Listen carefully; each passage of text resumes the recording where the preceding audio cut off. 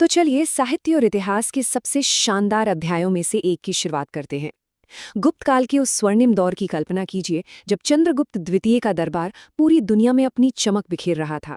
वहीं से एक ऐसे कवि उभर कर आए जिन्हें आज हम भारत का शेक्सपियर कहते हैं। ये वो कवि थे जिन्होंने प्रकृति को एक प्रेमी बना दिया, आसमान में उड़ते एक साधारण से बादल को प्रेम का दूत बना दिया और शकुंतला के किरदार को हमेशा हमेशा के लिए अमर कर दिया।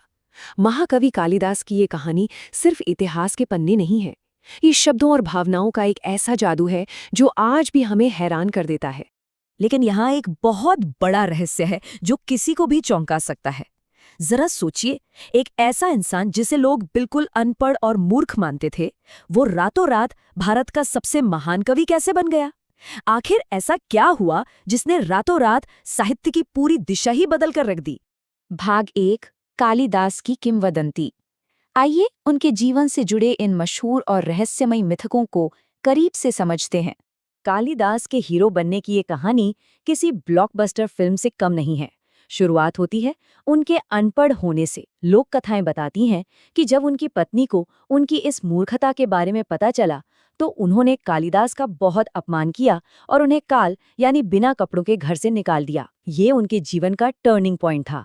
गहरे दुख में डूबे कालिदास ने माँ काली के मंदिर में जाकर घोर तपस्या की और उनसे विद्या का वरदान मांगा। और फिर क्या था?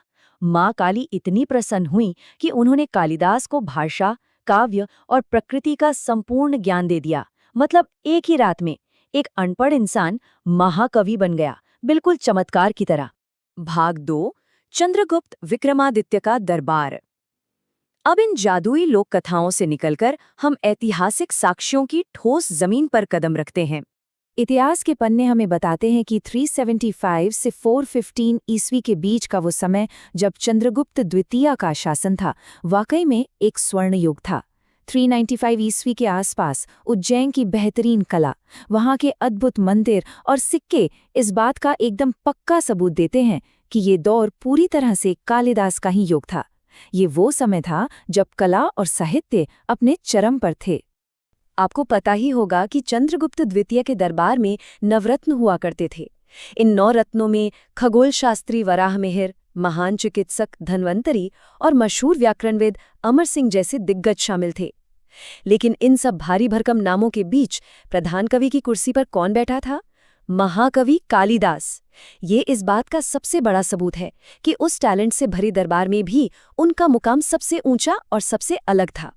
भाग 3, अभिज्ञान शाकुंतलम, एक वैश्विक महाकाव्य। चलिए बात करते हैं उनकी सबसे मशहूर रचना की, जिसने पूरी दुनिया में तहलका मचा दिया। इस नाटक की कहानी का जो कोर आइडिया है ना, वो बहुत ही पावरफुल है। The forgotten love. Maharaja Dushyant एक श्राप की वजह से अपनी ही पत्नी शकुंतला को पूरी तरह से भूल जाते हैं। सोचिए कितनी मार्मिक सिचुएशन है। लेकिन फिर कहानी में ट्विस्ट आता है। एक खोई हुई अंगूठी के वापस मिलने पर राजा की याददाश्त अचानक लौट आती है। ये स्मृति और प्रेम के बीच की एक बहुत ही खूबसूरत और दिल छू लेने वाली कहानी है। अब इस साल को ध्यान से देखिए, 1789। ये कोई मामूली साल नहीं था। इसी साल अभिज्ञान शाकुंतलम ने भारत की सीमाओं को पार किया और अंग्रेजी में ट्रांसलेट होने वाला दुनिया का सबसे पहला संस्कृत नाटक बन गया। इस एक घटना ने भारतीय साहित्य को ग्लोबल मैप पर हमेशा के लिए स्थापित कर दिया। और इसका असर कितना जबरदस्त था। खैर, पश्चिमी साहित्य के बहुत बड़े दिग्गज जोहान वोल्फगैंग वॉन गेटे का ये कोट देखिए। उन्होंने इसे पढ़ने के बाद कहा था, सबसे सुंदर प्रेम कथा। जब यूरोप का इतना बड़ा लेखक आपकी रचना की इस तरह तारीफ कर रहा हो, तो आप समझ सकते हैं कि कालिदास की लेखनी में इंसानी भावनाओं को ग्लोबल लेवल पर कनेक्ट करने की कितनी बड़ी ताकत थी। भाग 4, मेघदूत, प्रकृति का प्रेम पत्र। अब बढ़ते हैं उस मास्टरपीस की तरफ जहां इंसान और प्रकृति बिल्कुल एक हो जाते हैं। यहाँ कालिदास का इमेजिनेशन एक अलग ही लेवल पर चला जाता है।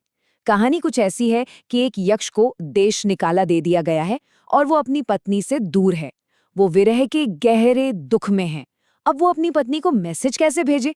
वो किसी इंसान या पक्षी को नहीं, बल्कि आसमान से गुजरते हुए एक मेघ यानी बादल को अपना मैसेंजर बनाता है। मतलब व्हाट्सएप से सदियों पहले एक बादल के जरिए अपना प्रेम पत्र भेजना, क्या कमाल का कॉन्सेप्ट है। और सबसे हैरानी की बात तो ये है कि मध्य प्रदेश से शुरू होकर हिमालय की बर्फीली चोटियों अलकापुरी तक की ये पूरी भौगोलिक और भावनात्मक यात्रा कालिदास ने सिर्फ 113 श्लोकों में समेट दी है। बस 113 श्लोक, लेकिन इनमें प्रकृति की इतनी सजीव और बारीक डिटेलिंग है कि पढ़ते पढ़ते आप खुद को उस सफर का हिस्सा महसूस करने लगते हैं।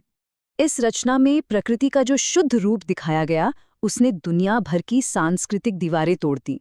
जर्मन, फ्रेंच और स्पेनिश अनुवादों के जरिए ये कहानी पूरे यूरोप में मशहूर हो गई। इससे एक बात तो साफ हो गई कि इंसानी भावनाएं और प्रकृति की खूबसूरती किसी भाषा या सरहद में कैद नहीं की जा सकती। भाग 5, काव्य शैली और अमर विरासत। आखिर वो क्या बात थी जिसने कालिदास को संस्कृत साहित्य का अल्टीमेट मास्टर बना दिया? इसका जवाब छुपा है उनके अलंकार के इस्तेमाल में। देखिए, उनके लिए अलंकार सिर्फ भारी भरकम शब्दों से वाक्यों को सजाना नहीं था, वो इसका इस्तेमाल इंसानी भावनाओं को प्रकृति पर प्रोजेक्ट करने के लिए करते थे। जब कहानी का किरदार दुखी होता है तो ऐसा लगता है जैसे नदियां, पेड़ और पहाड़ भी उसके साथ रो रहे हैं। उन्होंने अपनी शैली से पूरी प्रकृति को एक जीता जागता, महसूस करने वाला इंसान बना दिया। और यही हमारे आज के इस पूरे सफर का सबसे बड़ा टेकअवे है। सच्ची कविता प्रकृति से बात करती है। कालिदास की सबसे बड़ी विरासत यही है। उन्होंने हमें ये सिखाया कि जब तक कोई रचना हमारे आसपास के प्राकृतिक संसार के साथ एक सीधा और गहरा रिश्ता नहीं बनाती, तब तक वो सदियों तक अमर नहीं हो सकती। तो अब इस सफर के अंत में एक सवाल आपके सोचने के लिए छोड़ जाते हैं। आज की इस तेज रफ्तार और डिजिटल दुनिया में कालिदास का कौन सा पहलू आपको सबसे ज्यादा अपने करीब लगता है? क्या वो मेघदूत का प्रकृति प्रेम है जो हमें हमारे पर्यावरण की याद दिलाता है, या फिर शकुंतला की वो खोई हुई यादें जो हमें आज के दौर में भी इंसानी रिश्तों की अहमियत समझाती हैं? इस पर जरूर विचार कीजिएगा। हमारे साथ इस शानदार सफर में जुड़ने के लिए आपका बहुत बहुत धन्यवाद।